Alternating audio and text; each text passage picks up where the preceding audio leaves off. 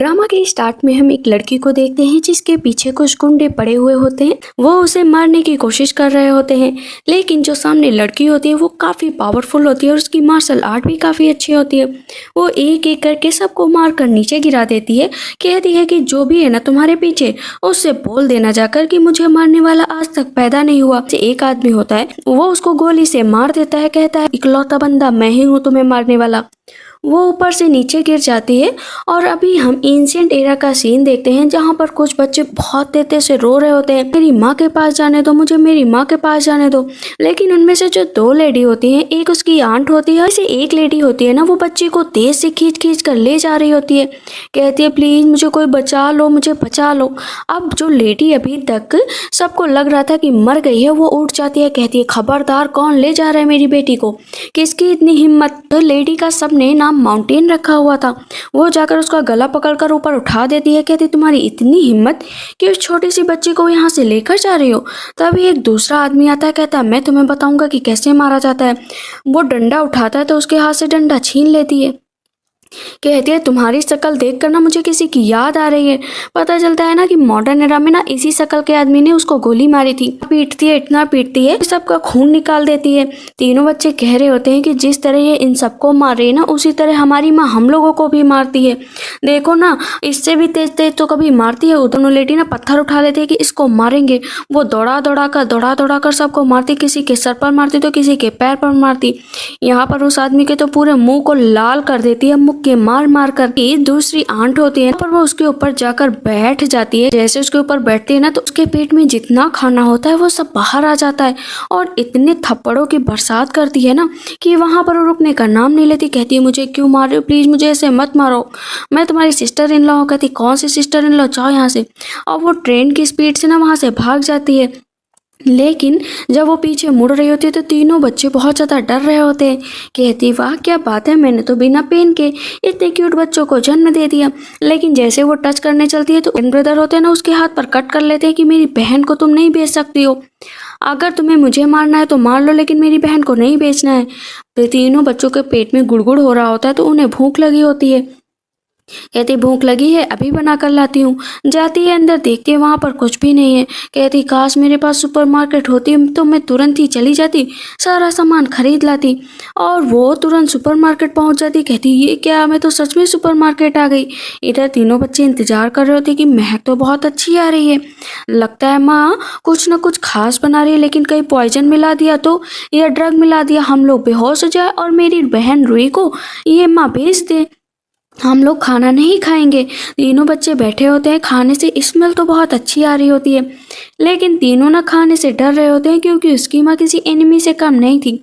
हमेशा उन सब से सारा काम कराती थी, उनसे ही खाना बनवाती थी। कहती अगर खाना नहीं खाया ना तो तुम तीनों को ही बेच दूंगी। ब्रदर चलो ना हम खा लेते हैं, भले ही मेरी माँ हम लोगों से नफरत करती है बट खाने में क्या बुराई है, पहले अपना खाती है। कहती वाह ब्रदर ये तो खाना बहुत ही टेस्टी है, प्लीज आप खाओ ना। सेकंड ब्रदर खाना नहीं खाते हैं कि तुम दोनों खाना खा भी लोगे ना तो मैं होश में रहूंगा, जिससे मेरी माँ तुम्हें बेच ना पाए। वहां पर अंडा भी रखती है। कहती चलो चलो खा लो जल्दी से, अगर नहीं खाओगे ना तो और भी पीटूंगी तुम लोगों को। यहाँ पर सेकंड ब्रदर कहते हैं तुम लोग ना इसके बहकावे मत आओ, ये प्रिटेंड कर रही है कि अच्छी है बट ये अच्छी नहीं है।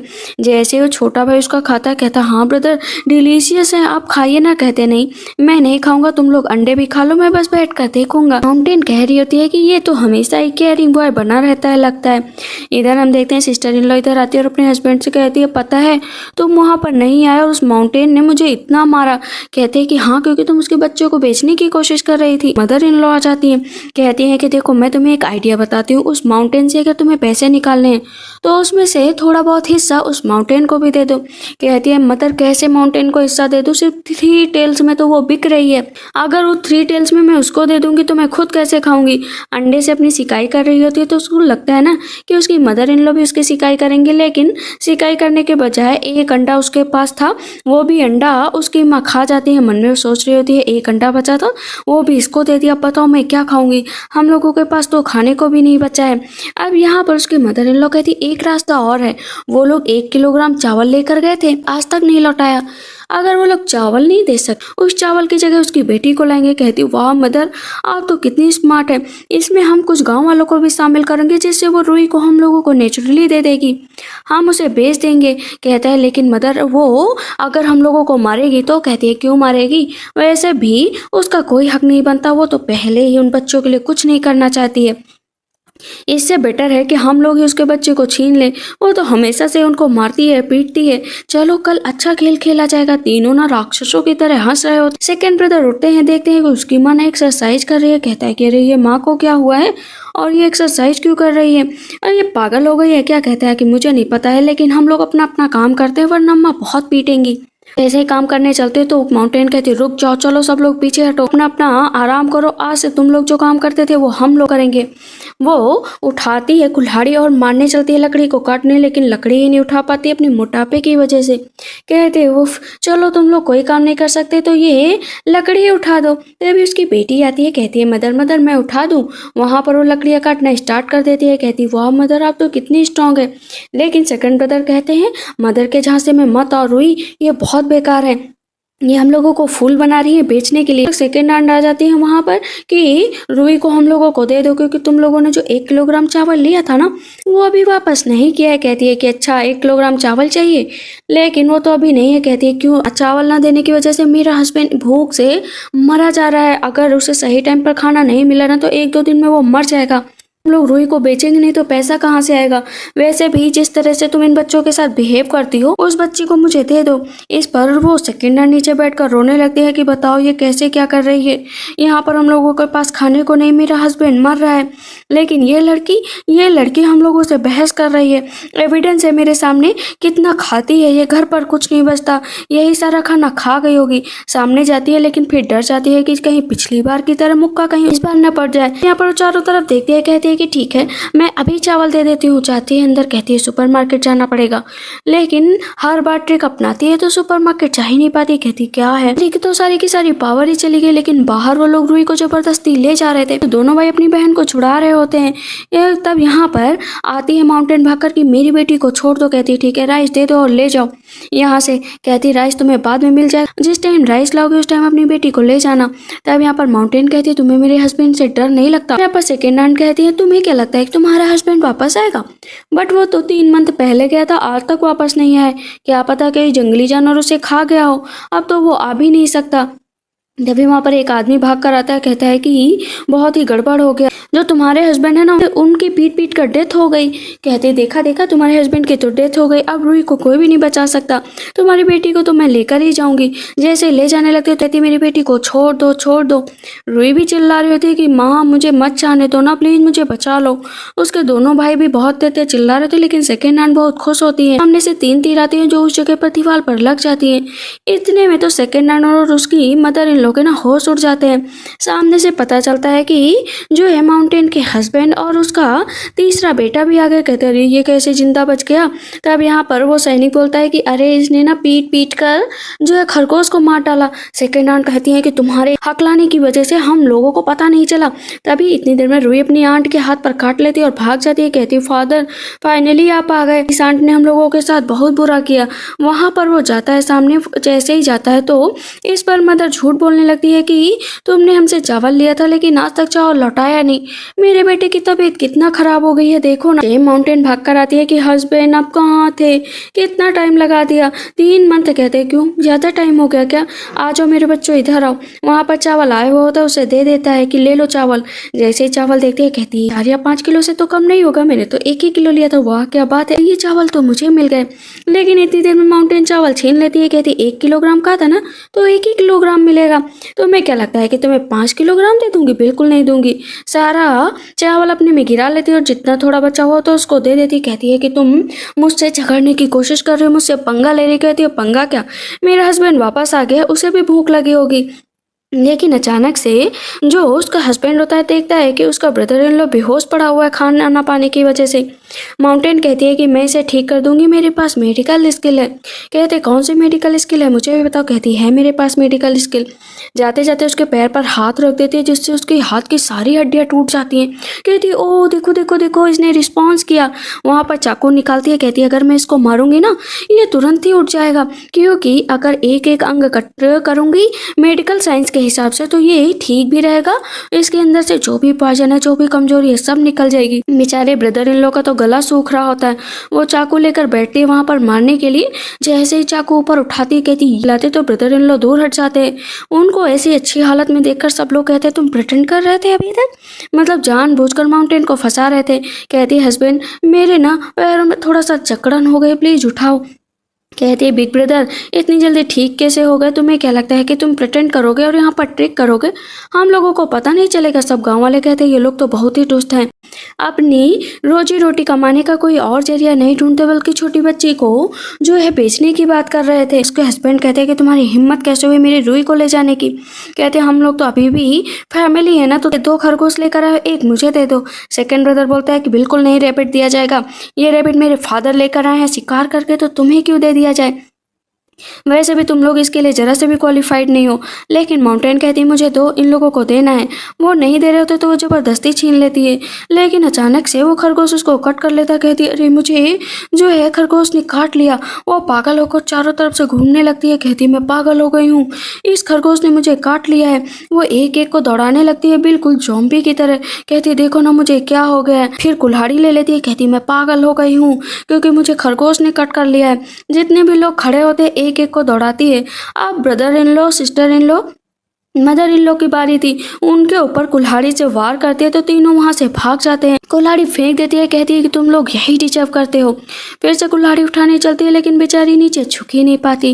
रोई आती है, कहती मदर मैं आपने उन लोगों को भगाया है ना, क्यों, लेकिन आपका साथ हमेशा दूंगी। कहती ये हुई ना मेरी प्यारी बेटी।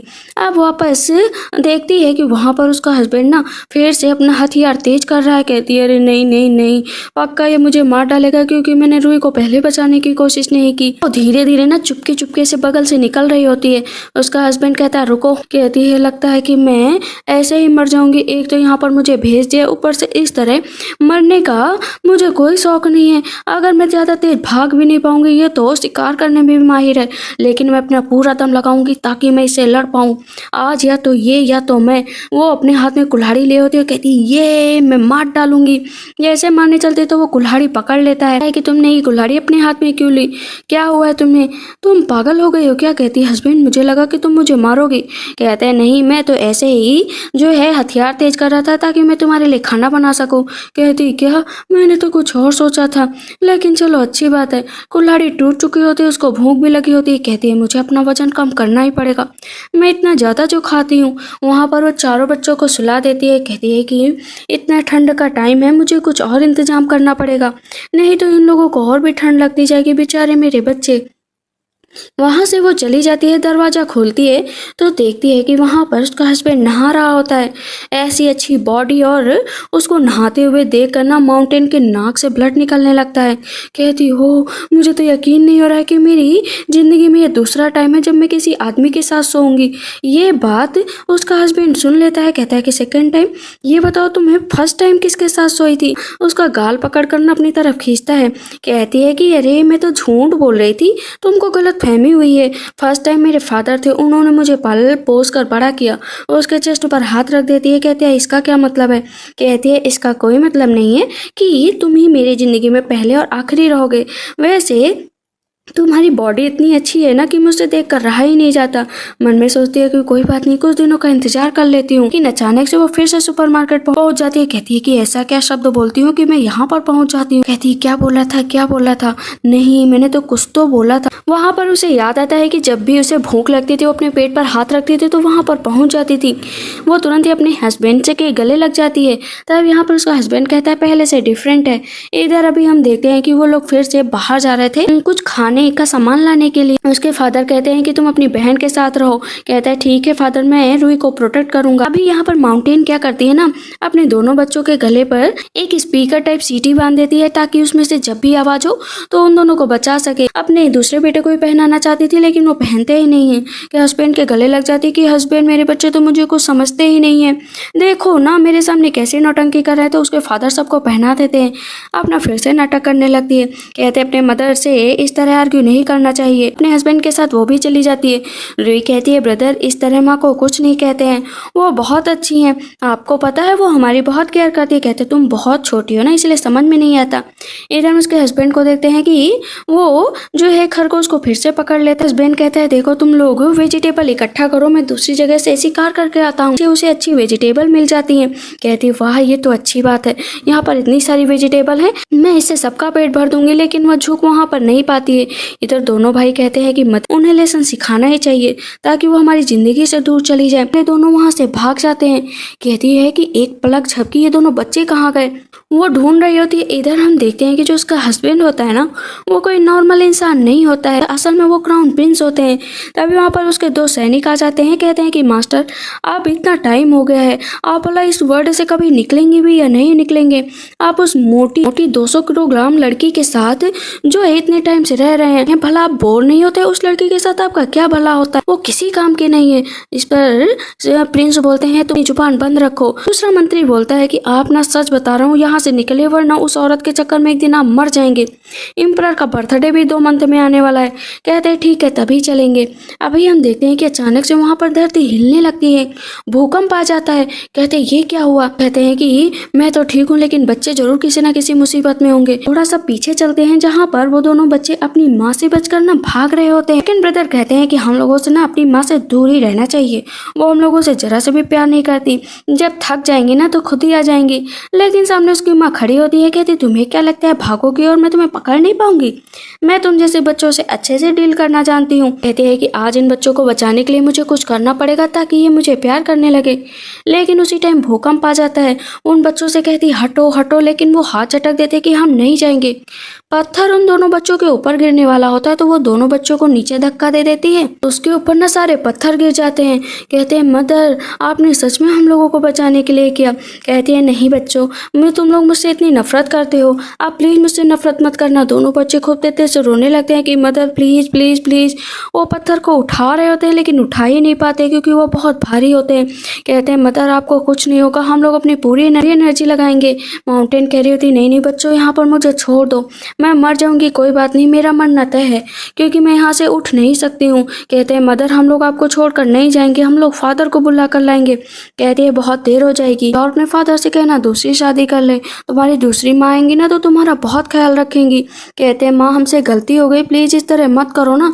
तब तो वहाँ पर प्रिंस आ जाते हैं। कहते हैं इनसे कहो कि पत्थर हटाए, लेकिन वो पत्थर हट ही नहीं रहे होते काफ़ी ज़्यादा जोर लगाने के बावजूद। फिर से यहाँ पर माउंटेन कहती है कि हस्बैंड जाओ यहाँ से। इस पर प्रिंस कहते हैं पीछे हटो। यहाँ पर उसका सैनिक कहता है इस तरह आप अपनी पावर का यूज नहीं कर सकते, वो भी किसी ऐसी लड़की को बचाने के लिए जिससे आपका कोई रिश्ता नहीं। कहते हैं दूर हटो, मुझे अपनी पावर यूज करनी ही पड़ेगी। कहते हैं लेकिन अभी आप पूरी तरीके से ठीक नहीं हुए। यहाँ पर प्रिंस अपनी पूरी पावर यूज करते हैं, उन पत्थरों को तोड़कर फेंक देते हैं। कहते हैं माउंटेन उठो उठो माउंटेन। उसकी सांसें चल रही होती हैं। कहते हैं चलो इसे उठाओ। वहाँ पर उठाते हैं लेकिन उनके मुंह से ब्लड निकल आता है, उठा नहीं पाते हैं। कहते हैं मैजेस्टी आप हटिए, हम दोनों उठा लेंगे। उसके दोनों सैनिक एक हाथ तरफ हाथ पकड़ते पैर पकड़ते, उठा कोई नहीं पाता। कहते 1 2 3, फिर से नहीं उठते। कहते चलो साइड बदलो। वो पैर पकड़ता वो सर पकड़ते लेकिन कोई भी नहीं उठा पाता है। कहते हिम्मत करनी पड़ेगी। बेचारे किसी तरह घसीट घसीट कर उठा कर लेकर आते हैं। फिजिशियन कहते चिंता करने की बात नहीं है, वो जल्दी ठीक हो जाएंगी। इधर हम देखते हैं कि वापस आकर जो है दोनों भाई बता रहे होते हैं कि माँ ने हम लोगों को बचाने के लिए बहुत कुछ किया। उसका जो भाई फादर के साथ रहता था उसका नाम सियान था। रोई आती है कहती है मदर मदर आप तो सुपर नेचुरल पावर वाली हो, लेकिन आप इतनी मोटी हो कि आपको कोई उठा ही नहीं पा रहा था, बट आप तब भी अच्छी हो। इस पर माउंटेन कहती है तुम मेरी तारीफ कर रहे हो, मेरी बेइज्जती। मन में सोचती है कि ये बच्चे मेरे लिए थोड़ा बहुत तो सॉफ्ट हार्टेड हो रहे हैं। उसको उठाते हैं। कहती है कि हस्बैंड आप कहाँ थे? सियान बोलता है कि तुम मेरे फादर का गलत फायदा फायदा उठा रही हो। माउंटेन कहती है कि ये मेरे हस्बैंड है, तुम्हारे फादर बाद में। अपने हस्बैंड का फायदा उठाऊं, कुछ भी करूं, तुमसे लेना देना नहीं है। दोनों भाई और उसकी बहन आंखों पर हाथ रखकर उसको लेकर वहां से चले जाते हैं। कहते हैं कि अभी तुम ठीक नहीं हुई हो, कहीं तुम्हें और दर्द तो नहीं हो रहा है। कहती है नहीं नहीं हस्बैंड, मुझे कहीं भी दर्द नहीं हो रहा है। कहते फिर ठीक है, चलो मेडिसिन पी लो। जैसे मेडिसिन पीती, कहती कितनी कड़वी है। वो उसके लिए स्वीट भी लाए हुए होते हैं, कहते खा लो। Thank you husband. कहते हैं कि अर्थक्वेक की वजह से विलेजर्स का बहुत नुकसान हुआ है, मुझे वहां पर जाना पड़ेगा, सबकी देखभाल करनी पड़ेगी, तुम यहाँ पर आराम करो। कहती है ठीक है हस्बैंड। का भाई होता है जो प्रिंस को लगातार कई गाँव में ढूंढ चुका था, लेकिन अभी तक प्रिंस नहीं मिले थे। फिजिशियन उसी रास्ते से आ रहे थे, सैनिक था, वो पूछता है फिजिशियन से क्या तुमने इस आदमी को देखा है। वो उसकी पोर्ट्रेट लेकर घूम रहा था। वो कहता है कि हाँ हाँ देखा है, वो वहां पर उस गांव में रहता है। फिजिशियन को मार दिया जाता है। जैसे ही वो फिजिशियन मरता है, वहां पर उसके दोनों सैनिक आ जाते हैं। कहते हैं कि प्रिंस को ये बात बताने जरूरी है। इधर प्रिंस रात में उठते हैं तो उन्हें पता चल जाता है कि उसके भाई ने जरूर कोई ना कोई कारनामा किया है। लेकिन बाहर माउंटेन ना लकड़ी काट रही होती है। प्रिंस कहते हैं कि मुझे कुछ देर के लिए बाहर जाना पड़ेगा, तुम अपना ख्याल रखना। तुरंत ही माउंटेन कहती है कि तुम इस तरह मुझे छोड़कर जाओगे शिकार करने तो मैं तुम्हें डाइवोर्स दे दूंगी। कहता है लेकिन क्यों वाइफ, मुझे क्यों डाइवोर्स देना चाहती हो। कहती है इस तरह चाहती हो, मुझे लगता है तुम्हारी लाइफ में कोई और भी आ गया होगा, तुम इसी वजह से मुझे पसंद नहीं करते हो ना। कहते हैं नहीं ऐसी बात नहीं है, क्या पता मैं वापस लौटूं या ना लौटूं, क्या पता मैं मर ही जाऊं। कहते फिर मर जाओ ना, मुझसे ऐसी बात क्यों करते हो। आती है वो सुपरमार्केट और गन लेकर आती है। कहती है कि मुझे अपने हस्बैंड को बचाना ही पड़ेगा, अगर इस तरह वो मरने की बात करते हैं ना तो मुझे बिल्कुल अच्छा नहीं लगता। कहते हैं लो गन अपने पास रखो। कहते हैं ये क्या है। कहती है कि याद रखो कि इसका निशाना ऐसे लगता है। वो उसको सीधा निशाना करके दिखाती है। कहते हैं वाह ये तो गजब चीज है। कहती है कि हाँ इसकी स्पीड का कोई मुकाबला नहीं है, तुम इससे बच सकते हो। कहता है थैंक यू। वहां से वो जाता है और वो बहुत उदास होती है। कहती है कि हस्बैंड मुझे फिर छोड़कर चले गए, मैं आपके बिना अकेले कैसे रहूंगी। फिर से जाती है। कहती है हस्बैंड एक मिनट रुक जाओ ना। अपने हस्बैंड के गले लग जाती है। कहती है कि जल्दी से आना, मैं आपके मसल्स, आपकी बॉडी, आपका खोना कितना मौजूद करूंगी, कितना याद करूंगी, कितना महसूस करूंगी। उसका हस्बैंड कहता है कि जल्दी ही ठीक हो जाएगा सब, जल्दी ही वापस आ जाऊंगा। इधर हम देखते हैं कि जो उसका सैनिक होता है ना बैठा हुआ होता है। कहता है क्या कर रहे हो। कहता है मास्टर मुझे ये जानना है कि आप उस मोटी लड़की के साथ आप क्या करेंगे। असल में उसने कुछ देर पहले गले लगे हुए उन दोनों को देख लिया था, इसी वजह से वो पागल सा हो गया था कि लड़कियां प्यार करती हैं, फिर भी आप इस मोटी के पीछे क्यों पड़े हुए हैं, आपका और इन दोनों का कुछ नहीं हो सकता। कहते हैं क्यों, वो मेरी वाइफ और इस तरह है तो मुझसे बात मत करो, इस तरह की हरकतें तो बिल्कुल मत करो। कहते हैं ठीक है मास्टर। इधर हम देखते हो कहती है कि हस्बैंड जब तक तुम वापस आओगे मैं भी अपना वेट थोड़ा सा कम करने को सोचूंगी, ताकि बच्चों के बीच और आपके बीच मेरी थोड़ी सी तो अच्छी पहचान बनी पाए। वो दिन रात बस भागती रहती। पर रूही कहती है डर बदर माँ बहुत अच्छी हैं, 3 मंथ बीत चुके हैं, उनका वेट बहुत कम हो गया है, अब वो पीक जैसी तो बिल्कुल भी नहीं है। मदर आप बाहर आ जाओ, अब तो प्लीज बाहर आ जाओ। लेकिन चेहरे पर ना कपड़ा लगा कर आती है। आप तो बिल्कुल भी फनी नहीं है, आप बहुत ब्यूटीफुल हो गए। कहते तुम्हारी मदर है ही ऐसी। कहते ठीक है मदर आप मुझसे शादी कर लो ना, मैं भी तो कितना हैंडसम हूँ। उसकी माँ कहती है बेटा ऐसी बात नहीं करते। कहते नहीं माँ मैं जब तक बड़ा हो रहा हूँ ना बस आप मेरा इंतजार कर लो, अगर आप मेरा दिल तोड़ेंगी तो कैसा लगेगा। कहते हैं दिल नहीं तोड़ रही हूँ, दिल तोड़ूंगी तो इलाज कर दूंगी। वो जैसे इंजेक्शन देखता है ना डर जाता है। कहता है नहीं माँ प्लीज मुझे ये मत लगाना। कहते हैं तो इस पर शियान कहता है माँ आपने वेट भले ही घटा लिया हो, लेकिन फादर ना आपकी तरफ देखेंगे भी नहीं। कहती हाँ सही कहा। सब वहाँ पर नूडल्स खाने लगते हैं, लेकिन शियान ना नाटक कर रहा होता है कि ये बिल्कुल भी डिलीशियस नहीं लग रहा है, मुझे तो बहुत गंदा लग रहा है। लेकिन जैसे ही खाता है कहता वाह थोड़ा बहुत डिलीशियस है, तुमको थोड़ी बहुत ही कुकिंग आती है, ज्यादा तो नहीं आती है। बाकी तीनों बच्चे कह रहे थे मदर जैसे लग रहा है ना हम लोग हेवन में है। कहती है कि ये तो हुई ना डबल हैप्पीनेस, हम लोग सक्सेसफुल बनेंगे, हम लोग स्पाइसी हॉट पॉट जो है बाजार में बेचेंगे और हम लोग बहुत अमीर बन जाएंगे। शियान कहता है ये ना सपने देखना छोड़ दो, ऐसा कभी होने ही वाला नहीं है, मैं हीरो हूँ इससे एरा का, मेरे आगे कोई भी नहीं कर पाएगा। कहती है 3 मंथ में मैंने अपना वजन घटा लिया तो अमीर बनना कितनी बड़ी बात है। शियान कहीं न कहीं अपनी माँ को पसंद तो करता था, लेकिन दिखाता ऐसा था कि बिल्कुल भी पसंद नहीं करता। 3 महीने बाद अब माउंटेन को देखने के लिए ना अपने हथियार का यूज करता है कि देखो तो जरा आजकल क्या कर रही है वो मोटी 200 किलोग्राम की औरत। जैसे ही देखता है तो कहता है ये क्या, ये पतली लड़की कौन है, कहीं ये माउंटेन तो नहीं, सिस्टर इन लॉ इतनी पतली हो सकती है, ऐसा तो हो ही नहीं सकता। वो फिर से देखता कहता ओ नहीं, सिस्टर इन लॉ तो हो ही नहीं सकती, वहाँ पे कोई और लड़की आई होगी, मुझे मास्टर को बताना पड़ेगा कि उनके बच्चों पर ना बहुत बड़ा संकट आया है।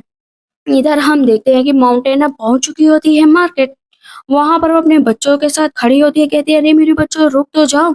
लेकिन यहाँ पर सेकंड आंट भी वहीं पर खड़ी होती है, कहती है ये माउंटेन क्या लेकर आई है, चलो ना देखे चलकर। तो श्यान बोलता है कि पकाओगे कैसे, कहती है मेरे पास इंतजाम है, गैस चूल्हा लाती है। कहते मदर ये क्या है, कहती ये एक तरह का जो है आग जलाने वाला यंत्र है, इसे मैंने बनाया है। कहते ठीक है, वहां पर आग जलाती है और एक एक चीज डालकर पकाने लगती है और कुछ लोगों को महक आती है कि ये स्मेल तो काफी अच्छी लग रही है, चलो ना देखे चलकर। वो चिल्ला रही होती है कि ये लिमिटेड एडिशन है, लिमिटेड एडिशन है, आ जाओ खाना खा लो। और दो लोग आते हैं, कहते पहले मुझे टेस्ट तो कराओ। जैसे ही वो उनको एक बाउल खाने को देती है ना, पीछे से सेकंड नॉन और ब्रदर इन लॉ देख रहे होते हैं कि आखिर ये कर क्या रही है, तो ये माउंटेन ही है क्या, इतनी पतली हो गई, हमने तो सोचा था कि माउंटेन की बहन होगी, लेकिन ये सच में माउंटेन है, ये कैसे पतली हो सकती है। और इसके सर पर जो कपड़ा लगा सेम वैसा ही है। बच्चे भी उसको मदर ही बुला रहे हैं, मतलब ये उसकी माँ है। दोनों आदमी जैसे उसका हॉट पॉट खाते हैं तो एकदम खुश हो जाते हैं कि ये तो इतना अच्छा है, वो जल्दी जल्दी खाने लगते हैं। लेकिन एक आदमी उनमें से नीचे गिर जाता है, वहाँ पर सारे लोग इकट्ठा हो जाते हैं। इस पर सियान बोलता है क्यों, पॉइजन खिला दिया क्या इसको। नान कहती चलो ना हम लोग चलते हैं। कहती है कि तुमने इसे पॉइजन क्यों दिया, तुम्हारी हिम्मत कैसे हुई। कहती मैंने पॉइजन नहीं दिया समझी, मेरा खाना एकदम सही था, कि तुमने दिया है खाना, तुम तो हमेशा से ऐसी थी, पहले मेरी जगह हड़पी, अब तुम दूसरे लोगों को मारना चाहती हो। कहती यहाँ पे को मत बनाओ। वो आदमी कहता है रुको तो एक मिनट, मुझे बोलने तो दो, मुझे बोलने ही नहीं दे रहे। उसके मुंह से ना एकदम खड़ी मिर्च निकलती है, तेरी ये मिर्च है ये थोड़ी सी स्पाइसी होती है। कहता हाँ स्पाइसी, इसी वजह से ऐसा हुआ। क्यों तुम्हें पॉइजन नहीं दिया गया क्या। कहते क्या पागल औरत, मुझे क्यों पॉइजन दिया जाएगा, ये बहुत ही टेस्टी है, चलो सब लोग आओ खाओ। एक एक बाउल लेकर जाने लगते हैं। सेकंड आंट को वहां पर धक्के मारकर पीछे कर दिया जाता है। सेकंड ब्रदर होते हैं ना, सबसे पैसा इकट्ठा कर लेते हैं और उनके पास ना ढेर सारे पैसे हो जाते हैं। आंट का तो बेचारी दिल ही टूट जाता है कि अरे इन लोगों के पास इतने पैसे।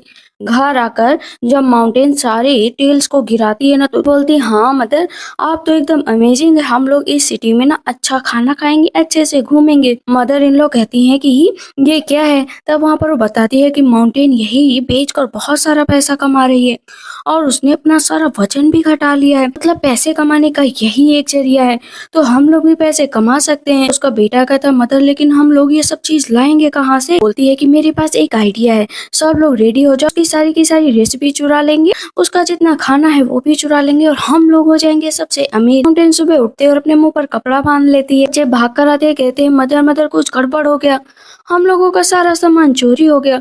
माउंटेन जाकर देख उसे पता चल जाता है कि ये किसी और का काम नहीं है, एल्डेस्ट वाइफ का काम है, चलो हम लोग उसे देखते हैं कि वो क्या बनाती है। इधर आन कहती है टेंशन अपने आप को बहुत होशियार समझती है ना, उससे स्मार्ट तो मैं हूँ, देखना इतना अच्छा खाना बनाऊंगी ना कि सब लोग देखते रह जाएंगे। मदर इन लॉ कहती हाँ मेरी डॉटर इन लॉ तो सच में बहुत अच्छी है। वहां पर वो लोग सेम रेसिपी चुरा कर बनाने लगते हैं, लेकिन जो गैस स्टोव ऑन किया था ना वो जरा सा ढीला रह गया था। खाना तो वो बना लेती है लेकिन वो गैस स्टोव को उस एरा में चलाना नहीं जानती थी। सब आकर वहां पर खरीदने लगते हैं, कहते हैं अच्छा है अच्छा है। दूर से जो है माउंटेन कहती है सेमलेस, कही कि मेरी रेसिपी चुरा कर बेच रही है। अचानक से वहां पर धमाका होता है, जितने भी लोग होते हैं ना वो सब नीचे गिर जाते हैं, सबके मुंह से धुआं निकल रहा होता है, तीनों के तीनों जल जाते हैं। कहता है अरे ये क्या हो गया, वहां पर एक लेडी को ज्यादा ही चोट लग गई थी। तब से सारे आदमी उठकर आते हैं, कहते हैं अगर मेरी वाइफ को जरा सा भी तकलीफ हुई ना तो मैं तुम लोगों को छोड़ूंगा नहीं। कहती मुझे माफ कर दो, ये सब मैंने नहीं किया है। दूर से रुई कह रही होती कि माँ यहाँ पे तो धमाका हो गया। कहती हाँ क्योंकि स्टोव चलाना नहीं आता ना। वैसे अच्छी बात है, इन लोगों के साथ यही होना चाहिए, लोग डिजर्व करते हैं। वहां से वो जाने लगते हैं, तभी सैनिक आ जाते हैं।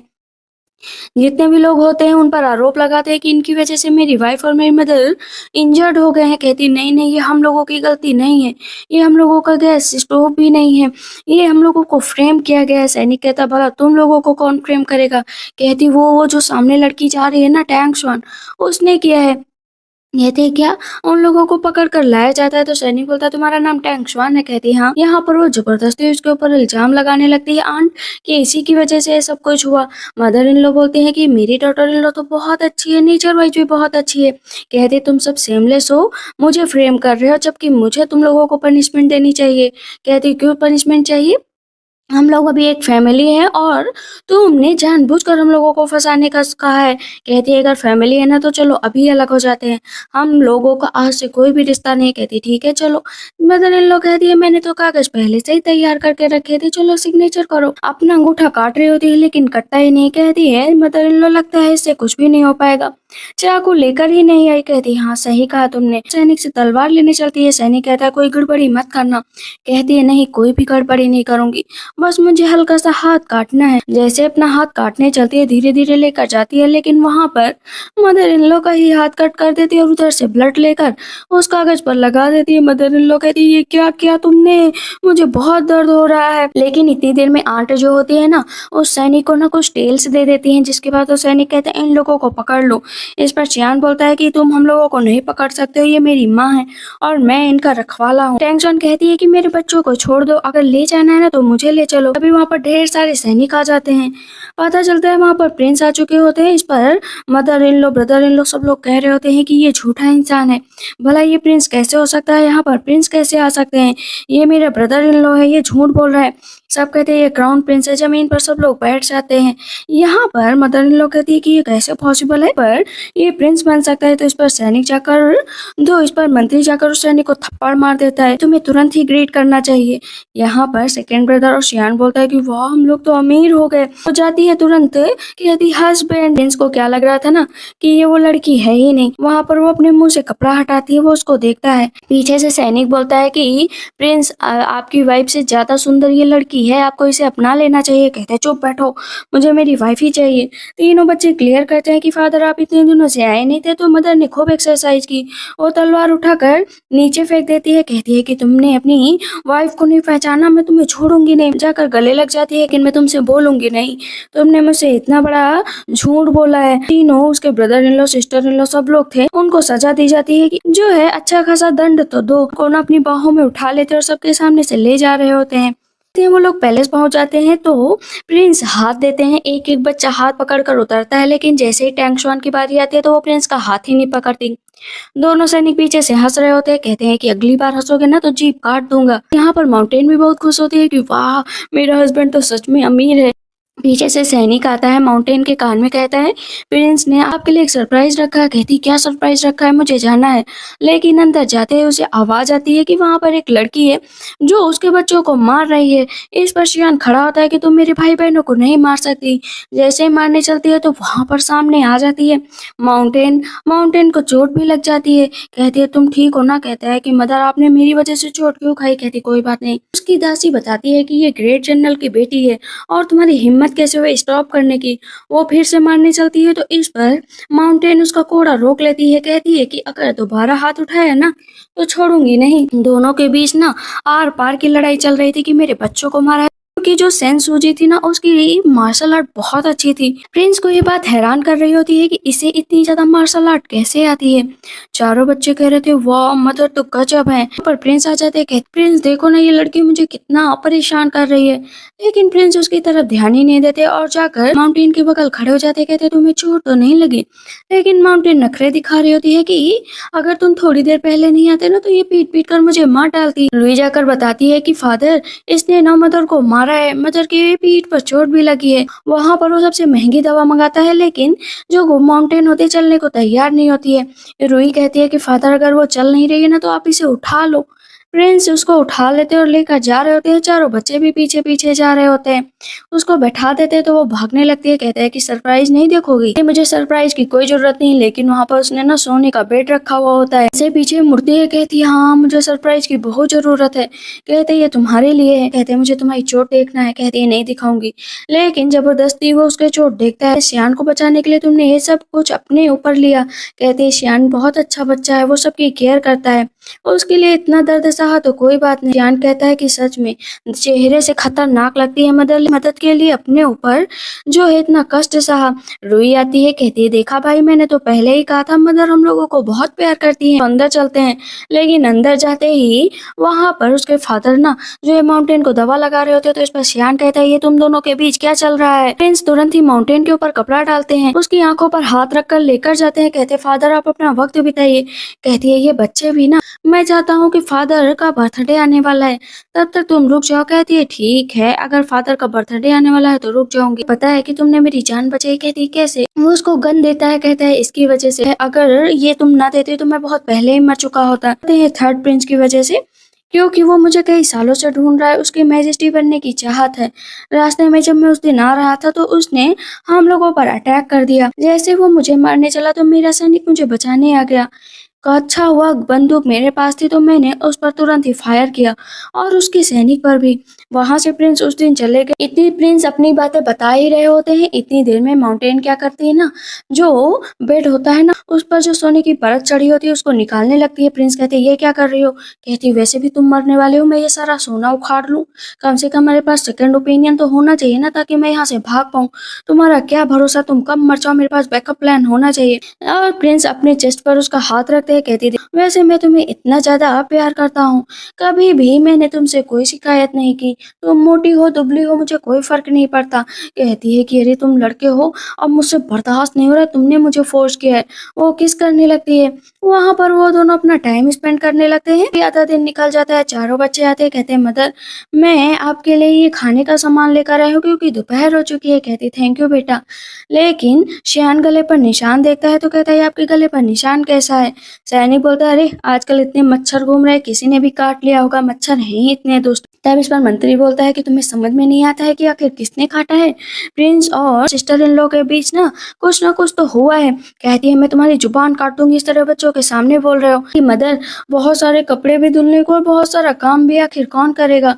कहती है ना एक लड़की वो करेगी, देखना मैं कैसे उससे काम करवाती हूँ। इससे डाउजी आ जाती है, वो उसका हाथ पकड़ लेती है। कहती सिस्टर आओ ना।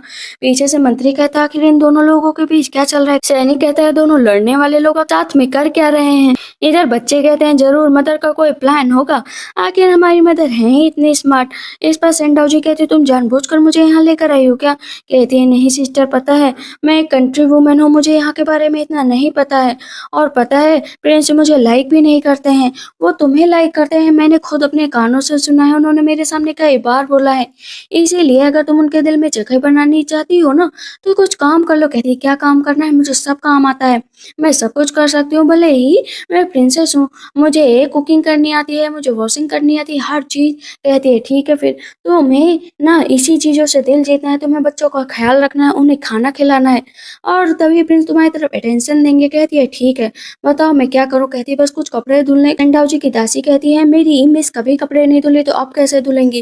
कहती है ठीक है मैं धुलेंगी, कपड़े लेकर आओ। कहती है ये तो मेरे लिए प्रेजर वाली बात हो गई ना। देखते हैं प्रिंस उठते हैं तो अपने सैनिक से पूछते हैं ये बता माउंटेन कहाँ पर है। कहते हैं माउंटेन तो संडाउजी के साथ है, जो कपड़े धुल रही है। प्रिंस कहते हैं क्या ये सब क्या चल रहा है।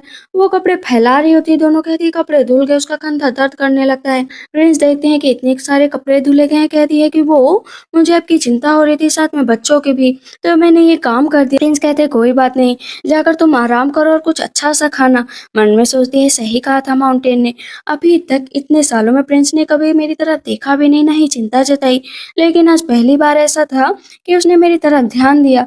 वो खाना भी ले आती है प्रिंसेस के लिए, वो खुशी खुशी वहां से चली जाती है।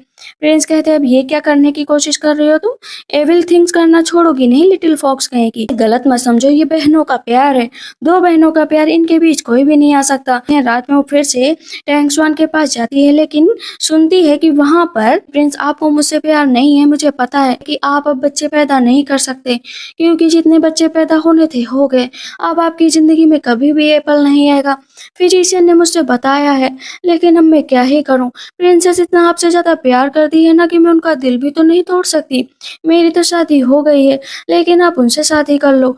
यहाँ पर वो बार-बार इशारा कर रहे थे कि प्रिंस प्लीज़ आप मेरे साथ थोड़ा-सा गलत व्यवहार करिए। जैसे प्रिंसेस दरवाज़ा खोलती है तो प्रिंस उसका गला पकड़ लेते हैं, कहते हैं कि तुम्हारी हिम्मत कैसे हुई कि तुम मेरे और प्रिंसेस के बीच आ रहे हो। मैं धीरे-धीरे उसका दिल जीतने की कोशिश कर रहा हूँ। यहाँ पर प्रिंसेस मन में सोचती है कि सच में मेरे लिए टैंक स्वान इतना कुछ कर रही है। वो अंदर आती है, कहती है कि प्रिंस आपको ना सिस्टर से लड़ने की ज़रूरत नहीं है, मुझे आप में कोई भी इंटरेस्ट नहीं है और मैं आपके साथ रहना भी नहीं चाहती हूँ। आप बस अपना काम करिए, इन फ्यूचर ना सिर्फ मैं जो है माउंटेन के साथ रहूँगी और वो मेरी सिस्टर है। जैसे वहाँ से जाती प्रिंस कहते कितना नाटक करोगी, कहती नाटक किया लेकिन वो दिल की अच्छी है, देखो चली गई। कहे चलो हम दोनों भी साथ में थोड़ा सा वक्त बिता लेते। कहती अरे अभी तो छोड़ो, इतनी देर में वहाँ पर सैनिक आ जाता है। मैंने ये क्या देख लिया, मुझे यहाँ पर देखना नहीं है, लेकिन आपको एक बहुत इंपॉर्टेंट मैसेज देना है। बाहर से कुछ लोग आए हैं जो वहाँ पर लड़ने के लिए बैठे हैं। यहाँ अगर यहाँ का कोई भी उनसे नहीं जीता तो आगे चलकर बहुत दिक्कत होगी। मैजेस्टी और क्वीन मदर आकर वहाँ पर बैठ जाते हैं, सब लोग ग्रीट करते हैं। अब यहाँ पर कहा जाता है कि अभी तक प्रिंस आए क्यों नहीं, क्या उन्हें फादर के बर्थडे की ये भी चिंता नहीं है। इतनी देर में वहाँ पर दूसरी कंट्री के लोग आ जाते हैं जो डायरेक्ट ही मैजेस्टी को चैलेंज करते हैं कि ऑटोमम हंट होने वाला है यहाँ पर।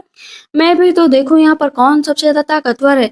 मैजेस्टी कहते हैं निराश मत होना, कहते निराश मैं नहीं, निराश आप होंगे। फर्स्ट गेम होता है सेंडाउ जी के फादर के साथ, वहाँ पर वो बहुत अच्छे से लड़ रहे होते हैं। कहती है वाह फादर आपने तो कमाल कर दिया। पर चाकू निकालता है और पीछे से वार करने चलता है। जो है प्रिंस आ जाते हैं, उसको धक्का दे देते हैं। दोनों की एक धमाकेदार एंट्री होती है वहां पर। कहते हैं कि वाह क्या बात है, एल्डेस्ट प्रिंस आ गए। तो ना कहते फादर आपको जो भी मारने की कोशिश करेगा ना मैं उसको बहुत मारूंगी। यहाँ पर सेंडाउ जी के फादर कहते हैं तुम मुझे फादर क्यों बोल रही हो, मैंने कोई दूसरी शादी नहीं की, मेरी एक ही वाइफ है। अगर मेरी वाइफ को पता चला कि तुम मुझे फादर बुला रही हो ना तो उन्हें उसे लगेगा कि मैंने कोई अफेयर कर रखा है और तुम उसकी बेटी हो, मुझे पीट पीट कर मार डालेगी।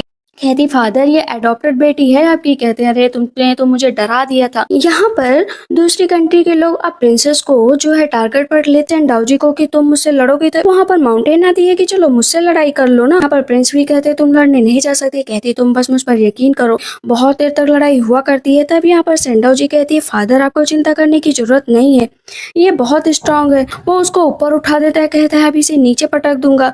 लेकिन इतनी देर में वो उसके हाथ का अंगूठा तोड़ देती है, कमर पर एक बहुत तेज से मारती है जिसके बाद उसकी कमर ही टूट जाती है और वो नीचे गिर जाता है। सैनिक बोलता है कि चलो दूसरा कंपटीशन के लिए तैयार हो जाओ। वो जितार लेकर आता है कि मैं जितार बजाऊंगा, इससे अच्छा जितार बजा कर दिखाओ। वो जितार काफी ज्यादा अच्छा बजा रहा होता है। सब उसको सुनकर ना एकदम खुश हो जाते हैं। नेरा से गिटार उतार लेकर गई थी, वहां पर अपने बच्चों को भी एक एक गिटार देती है और अपना भी लेती है। कोई बांसुरी बजा रहा होता है, कोई गिटार। कोई काबिलियत देखकर मैजेस्टी भी खुश हो जाते हैं कि तुमने तो कमाल कर दिया। कुल मिलाकर दूसरी कंट्री के जो प्रिंस होते हैं ना वो हार मानने को तैयार नहीं होते हैं। कहते हैं इन लोगों पर अटैक करो। इतनी देर में थर्ड प्रिंस मैजेस्टी के गले पर चाकू रख देते हैं कि ये सब मुझसे मिले हुए हैं, आपका यहाँ पर कुछ भी नहीं हो सकता, ये थ्रोन मेरे नाम कर दो। मैजेस्टी कहते हैं कि ये थ्रोन तुम्हारे नाम नहीं होगा। कहता है ये थ्रोन मेरे ही नाम होगा क्योंकि मैं ही सबसे सेंसिबल हूँ, वरना मुझे क्रूएल बनने से कोई नहीं रोक पाएगा। ये थ्रोन नहीं दूंगा, किसी भी कीमत पर नहीं दूंगा। कहते मार लो। चाकू मारने चलते तो वो चाकू ही टूट जाता है, लेकिन मैजेस्टी को कुछ नहीं होता है। मैजेस्टी बंदूक निकालते हैं और उसको वहां पर मार देते हैं। बाकी सारे बच्चे भी बंदूक लेकर आ जाते हैं। निको को वहां पर बंदूक से मार मार कर नीचे गिरा दिया जाता है। प्रिंस बताते हैं कि तुम्हारे बारे में फादर को पहले ही पता था। कहते हैं फादर मुझे माफ कर दो, मुझसे गलती हो गई। मैजेस्टी अपने ही बेटे को गोली से मार देते हैं कि मुझे ऐसा बेटा नहीं चाहिए। होते हैं क्राउन प्रिंसेस बन चुकी होती है माउंटेन। जाते हैं क्राउन प्रिंस उसको ग्रेप्स खिलाने तो वो उसको किस कर लेती है। तब तक वहाँ पर से डाउजी आ जाती है, कहती क्या हुआ, मैं ना यहाँ पर भाग कर आई हूँ अपनी बहन के पास। तब यहाँ पर प्रिंस कहते अब ये क्या चल रहा है तुम दोनों के बीच। कहती है कि ब्रदर मेरी बहन को इस तरह परेशान मत करो। लेकिन अचानक से उसे वोमिटिंग होने लगती है। कहते इसे क्यों वोमिटिंग हो रही है। अब यहाँ पर सेंटाऊ जी को पता चल जाता है कि तुमने मुझसे फिर से झूठ बोला। कहती सिस्टर माफ कर दो ना। तो प्रिंस को भी वोमिटिंग होने लगती है। कहते ये क्या हो रहा है। सैनिक कहता है कि ये क्या हो रहा है मास्टर, कहीं सच में प्रिंस भी तो प्रेग्नेंट नहीं हो गए। कहते हैं ऐसे कैसे वोमिटिंग कर रहा है, सेम प्रेगनेंसी वाले ही लक्षण है। माउंटेन कहती है क्या ऐसा हो सकता है इस दुनिया में। लेकिन यहाँ पर प्रिंस को तो सिर्फ तबीयत खराब थी। अब हम देख पूरे 9 महीने बाद का सीन जहाँ पर प्रिंस को बहुत टेंशन हो रही होती है कि आखिर माउंटेन को क्या होगा। बच्चे भी प्रिंस के आसपास घूम रहे होते हैं, जिधर प्रिंस जाते हैं उधर बच्चे मतलब चक्कर पर चक्कर लगता जा रहा था। नैनी होती बच्चे को लेकर आती है, कहती है कि ये लो आपको बेटा हुआ है। कहते हैं वाह क्या बात है, लेकिन इतनी देर में फिर से उसे दर्द होने लगता है। पता चलता है कि उसे दूसरा बच्चा हुआ है। इतनी देर में वहाँ पर एक और बच्चा जन्म लेता है, मतलब 4 बच्चे उसको फिर से होते हैं। वो वहाँ पर बेहोश होकर गिर जाती है। प्रिंस कहते हैं क्या हुआ, कहते हैं कि प्रिंसेस ने 4 बच्चों को जन्म दिया। कहते 4? अब नीचे जो 4 खड़े होते कहते क्या हम लोग 8 हो गए क्या? उन 4 बच्चों को देखकर अब वो वहाँ पर बेहोश हो जाते हैं। कहते फादर क्या हुआ आपको? मतलब उन सबको सदमा लग जाता है। तो आप लोग को ये स्टोरी कैसी लगी? आप लोग प्लीज़ मुझे कमेंट सेक्शन में ज़रूर बताइए, क्योंकि आप लोग की राय मेरे लिए बहुत ही मैटर करती है। आप लोग को अगर कुछ बताना हो या फिर कुछ ऐसी चीज़ जो मैं इसमें इम्प्रूव कर सकूँ, आप लोग मुझे कमेंट सेक्शन में बताइए। मैं हर एक कमेंट पढ़ती हूँ। तब तक के लिए अपना ख्याल रखिए। Bye bye, take care.